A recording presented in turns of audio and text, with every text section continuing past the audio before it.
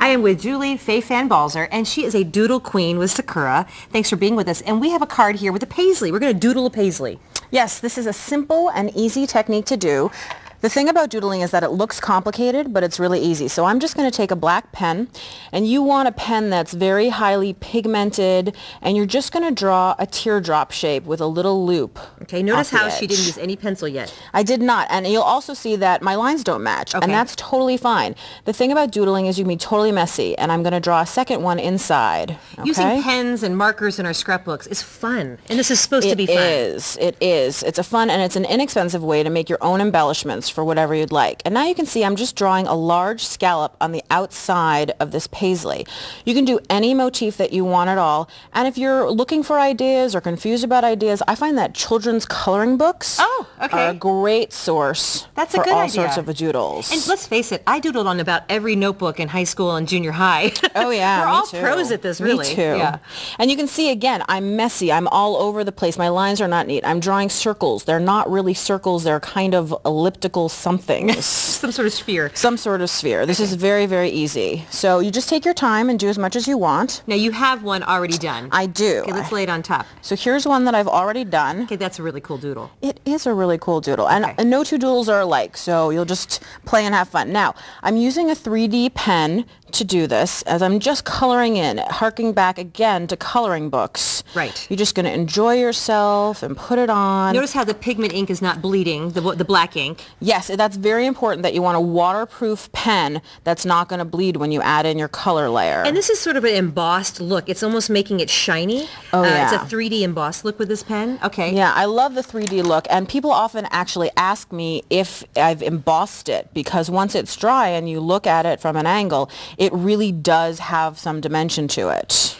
Okay, I like the idea that you can make your own embellishments. And I think a lot of times, like, especially with my son, I can't slap a flower on the page all the time. You know what I mean? And these would be a fun embellishment just to put on the page that I did myself. It is. These are great things. You know, you can have a couple pens in your purse. You can be in the car. Right. And you can do a couple extras. Very, very easy. Have your cards cut down a little bit to sizes. Okay, exactly. And this is very artistic. Let's be honest, we're all artists when we do it. It is. Okay. It is. And don't be afraid to leave some of the spaces white. Exactly. Okay. Now we have some examples that you did. The shiny ones, those look so pretty. And you colored those all in. Yes, I did. Let's go back to the card where it looks like you raised these up and cut them out and put some foam adhesive behind. I did. I just used a bit of foam adhesive to give it some dimension so that the light will really glint off it. Okay, let's talk about the thank you though. Okay. Because is that a doodle, or what would you call that? This is another doodle, and it's really fun, and I have terrible handwriting, so this is great for anybody who's not a great handwriter. Should we show first how you did this? Yes, please do. Here is you used a pencil, and you wrote out thank you. I did. Okay, I think your handwriting's just fine. Then what did you do next? Then I just put a pen on top of it, and again, you want to make sure you're using an opaque pen that's going to cover your pencil so you don't have to use an eraser afterwards. Okay. And do you use a smaller point and then get larger in the point? No, this is actually the real fun, which is we're going to write our thank you with our pencil. And there you can see I'm literally scribbling this. This is not particularly nice handwriting.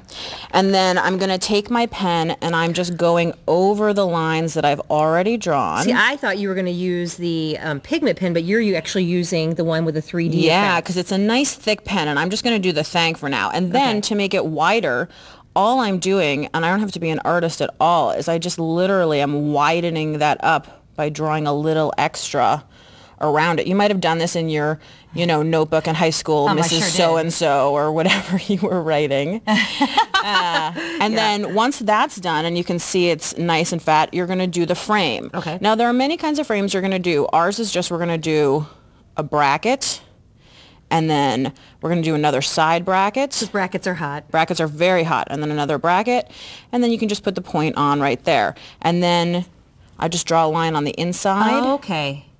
And fill it in. And fill it in. Super, super easy. And then I would just take some scissors and cut it out. Using that embossing pen. Okay, let's show the scrapbook page, because this is an example, we have just a second, where you doodle on pattern paper. Right, this is great for anyone who, let's say, doesn't want to color or doesn't feel like they have the time, or, I love collecting pattern paper. Right, doodle on that. So I have tons. So just doodle on it, use some foam adhesive. Great. And there you go. Julie, thank you so much. Up next, we have a mini album. Stay with us.